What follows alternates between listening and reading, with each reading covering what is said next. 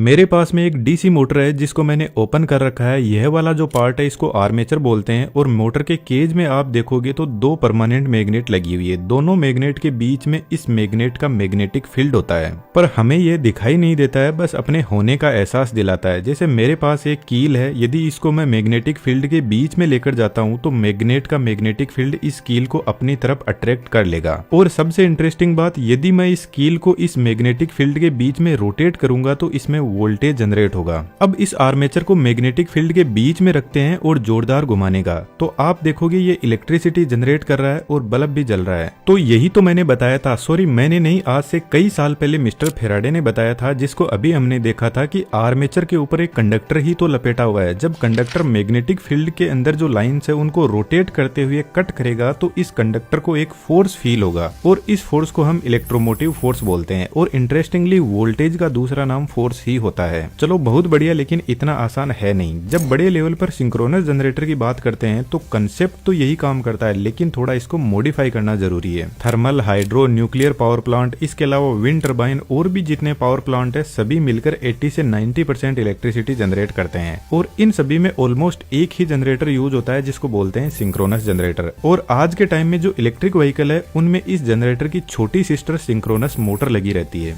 अब मैं तो यही कहूंगा कि इस वीडियो को बिना स्किप किए हुए पूरा देखना, आपके आधे अधूरे पूरे कंसेप्ट क्लियर हो जाएंगे।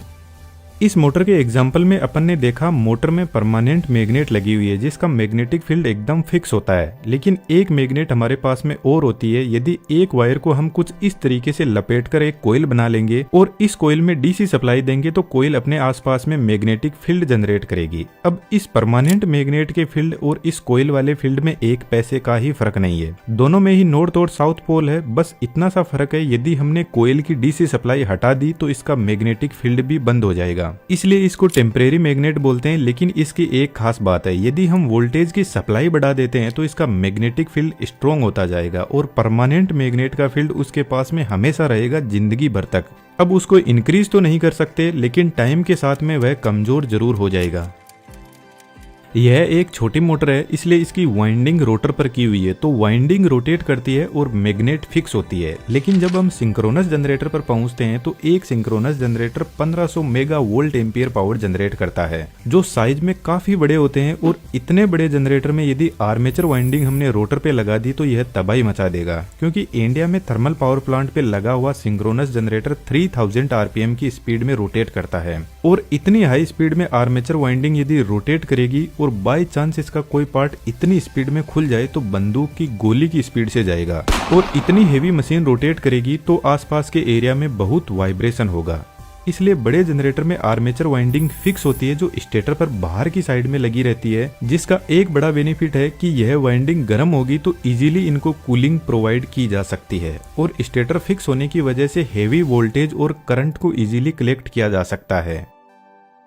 अब हमें वोल्टेज जनरेट करने के लिए इसके रोटर पर परमानेंट मैग्नेट को सेट करना होगा, क्योंकि फेराडे ने कहा था वोल्टेज जनरेट करने के लिए मैग्नेटिक फील्ड होना जरूरी है और वह भी रोटेट करना चाहिए। इतना बड़ा जनरेटर है, यदि हमने बड़ी परमानेंट मैग्नेट बना ली और गलती से वह कहीं इधर उधर चिपक गई तो भाई साहब उसको छुड़वाना हमारे तो बस की बात नहीं है। कहने का मतलब उसको एग्जैक्टली रोटर पे सेट करना बहुत कॉम्प्लिकेटेड होगा, लेकिन हमारे पास एडवांस टेक्नोलॉजी है, हम रोटर पर सेट कर देंगे। पर मैंने अभी बताया कि परमानेंट मैग्नेट की लाइफ बढ़ने पर उसकी मैग्नेटिक प्रॉपर्टी रिड्यूस हो जाती है, तो फिर हमें टेम्परेरी मैग्नेट की तरफ जाना पड़ता है जिसकी अनलिमिटेड लाइफ होती है और मैग्नेट का मेंटेनेंस ऑलमोस्ट ना के बराबर होता है। तो यह एक सेलिएंट पोल रोटर है जिसके ऊपर 4 पोल लगे हुए हैं और इन 4 पोल पर हम एक वाइंडिंग सेट करते हैं जो मैग्नेटिक फील्ड जनरेट कर सके, और इस वाइंडिंग को फील्ड वाइंडिंग बोलते हैं। बस इतना ध्यान रखना, यह एक सिंपल सी कोयल थी और जैसे ही हमने इसको रोटर पे लगाया तो इसका नाम बदल के हमने कर दिया फील्ड वाइंडिंग। इस फील्ड वाइंडिंग में जब हम डीसी सप्लाई देंगे तो कांस्टेंट मैग्नेटिक फील्ड जनरेट होगा। अब रोटर में डीसी सप्लाई देने के लिए हम एक्सटर्नल बैटरी को यूज करते हैं। रोटर पे स्लिप रिंग लगी रहती है जिससे फील्ड वाइंडिंग को सप्लाई जाती है। जब फील्ड वाइंडिंग को सप्लाई दी जाएगी तो यहाँ पर मैग्नेट के पोल जनरेट होंगे, नॉर्थ और साउथ पोल। आपके लिए एक छोटा सा क्वेश्चन है, यदि हम इस फील्ड वाइंडिंग में एसी सप्लाई देंगे तो क्या यह मैग्नेटिक फील्ड जनरेट करेगी और उस मैग्नेटिक फील्ड को यूज में लिया जा सकता है या नहीं।